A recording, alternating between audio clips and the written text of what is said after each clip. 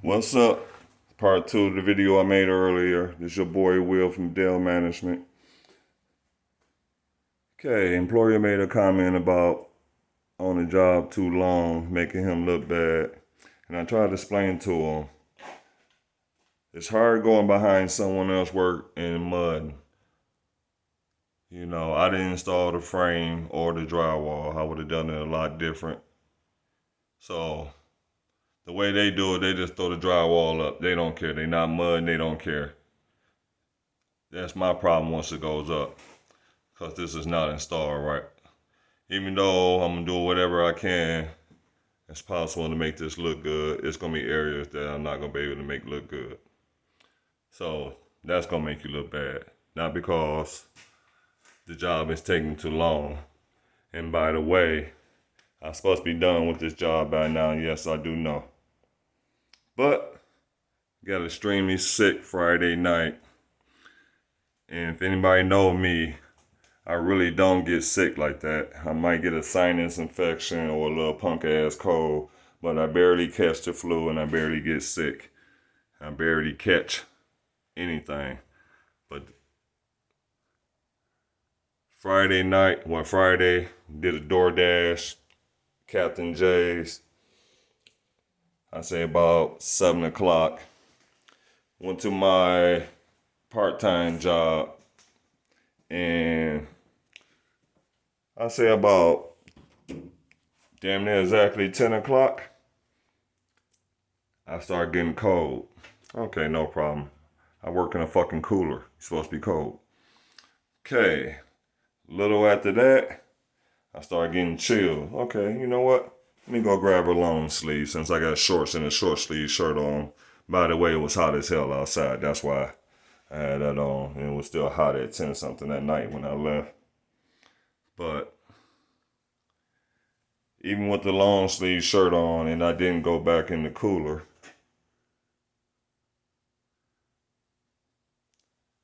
I started getting chills to the point where it started hurting my body.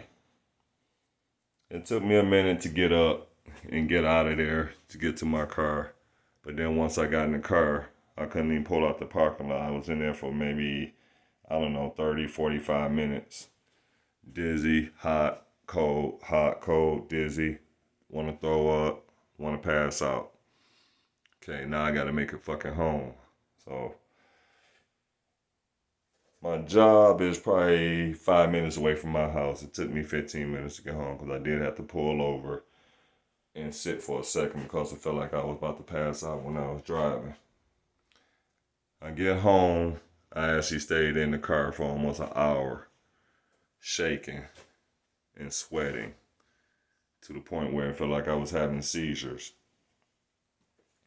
Okay, I'm showing you this drywall while I'm telling you this story because I'm supposed to be done with this.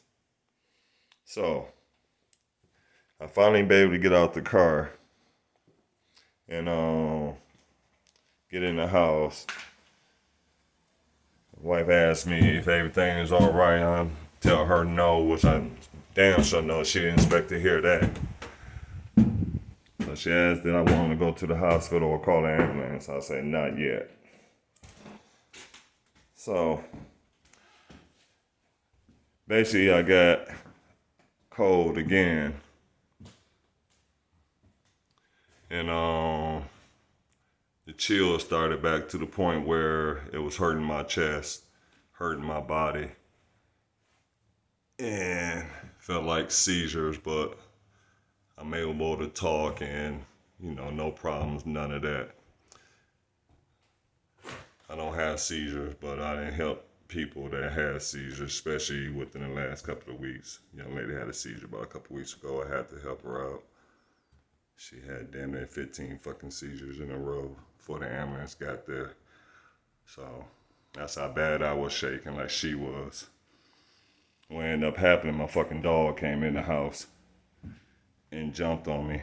At the same time, I was shaking and moaning to the point where she wouldn't let my wife near me. She growled a little, showed her teeth. So I had to make sure, let her know I was okay to get down, get off so she can let her back outside. Which I think that's actually is a bad thing because something happened to me. She's not going to let nobody around her at all. If I can't calm her down, if I can't talk or say anything, she's not going to let no one around me. You might have to shoot her. So, I'm telling this story because, like I said, I should be done with this. If not done Monday, I should have been priming this and walking up out of here, including this floor. So this the kitchen. Had to skim coat that wall. I'm showing you as I was talking because what make a person look bad is this shit. Okay? So he got a group of guys that work for him. They get salary. So I guess they not getting the pay they like. So since they not getting the pay they like, they do what I call mad work. I'm mad because I'm not getting paid what I should. This other guy not doing the same amount of work, but he get the same pay. So what they do, they just slap shit up. Well, I don't have to mud it. You got will to mud it. So slap the drywall up. But this is the shit I gotta deal with. I don't have to put the molding up or nothing. I don't even know what they doing in here. I'm not fucking with this floor. I'm just mudding. But this job was so fucking bad. Dude, I don't even know. He might have to come back in and redo a lot of this shit, even after I just mudded. But he wants the job done, so I'm gonna do my part, what I'm contracted to do, and that's it. And the reason why I'm saying that, because I can't finish the job. As you see, everything in here been mudded, has its second coat. I'm gonna lightly sand certain stuff. I'm gonna do a finish coat on everything. So most likely this whole section right here is gonna have mud all the way to damn near to that heat vent down there. So half this wall will be mudded. Oh, that'll be mud. That'll be mudded again. But I can't do this. Why? Because this is what I mean by mad work. You'll see screws in here, right? You see that? How the fuck can I mud that? Okay? How the fuck can I mud that?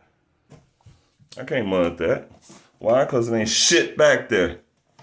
I tried to put some screws in there. No. It's not working. Why? Because the person installed the drywall should have had common sense to say, hey man, we got to take that wall out and do it right. So what falls back on me? Okay? This is not my job. And I didn't get paid to put it up. I'm not going to do it. I'm not taking it off. I'm not repairing it because I know what's going to happen behind that. This wall has to come out because there's no stud. Where's the fucking studs? It's a concrete wall, so most likely it's 2 inches thick. Not my concern. So, what makes a person look bad is the people that you hire to do your work. Yes, it took me a little bit longer than what I planned on because 2 different work styles. At the beginning, I made a comment. Frame everything you want so I can put the drains exactly where you need them. No, he wanted me to put the drains in first. Guess what? Didn't like it. We had to redo it. Had to bust up concrete. That set time. Rearrange things. Blah, blah, blah, blah. That takes time. Oh, can you do this? It ain't just no one damn day job. You can't just slap mud on the wall and say, okay, I can sand it tomorrow. You can't do one skim coat. You got to do skim coats 3 different ways. Up, down, left or right. Sand, then touch up.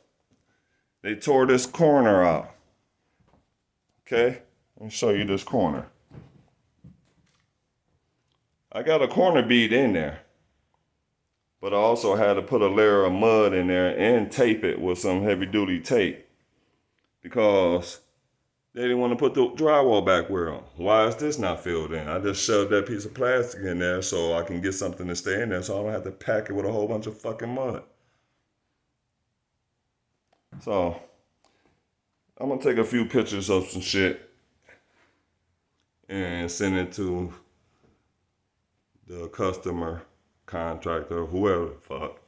And I'm like, this will make you look bad. I'm trying not to say nothing to him because anything I say would be condescending or starting shit. But if you don't put your rough work, you don't do your rough work right, guess what? It's going to be harder to do your finished work. And when you ask me, oh, the client wants, no, can you skim coat over this ceiling to make it flat? Yeah, I can, but guess what? The ceiling is peeling. Okay? The ceiling was stucco like this. Rolled stucco. Yes, you can skim coat over that, especially since it's been painted, because if it wasn't painted and it had some flat paint on it, you can just wet that shit and scrape it right on off. Then repair whatever holes, cracks is in there. But all this had bubbles everywhere, so every time you touched it, it cracked up to the point where I had to scrape all that shit off. Okay? So it took me about 3-4 hours scraping to get all the stuff off, sanding, scraping, getting the paint off, wetting, scraping that off, blah, blah, blah, blah. So on average, it took me 2 days, as far as me working on it. If I want to put a time, 16 hours to scrape all that shit off, sand it, wet it, scrape, mud, lightly scrape, mud again, and I still got to do this little section right here. I don't have to, because I'm going to sand a lot of this shit off, but I want to make sure so I don't have to hear no bullshit. Only reason I didn't do it yesterday because I want to make sure and get a first coat of that all-purpose compound, drywall compound on first. And I only have a half a bucket left and I got to do that laundry room. So, this is your boy Will from Bedell Management. This video will be part 2 labeled Mad Employees. This is the work you get from mad employees.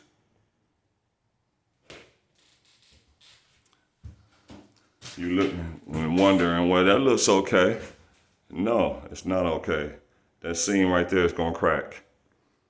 That seam is going to crack. That seam is going to crack. I guarantee you. Because the way you put up drywall, this should not be butted up like this. This wall, this ceiling is going to move individually instead of as one. So it's going to crack no matter what I do. Sorry. But I'm contracting the mud. That's what I'm going to do. That drywall is not screwed all the way to the wall. Nothing I can do, not my concern. My concern is putting the mud in. So I'm going to take a few pictures, like I said, and send that. And it's your boy Will from Bedell Management. Man, quit giving me these bullshit ass people to work out there. I'm out.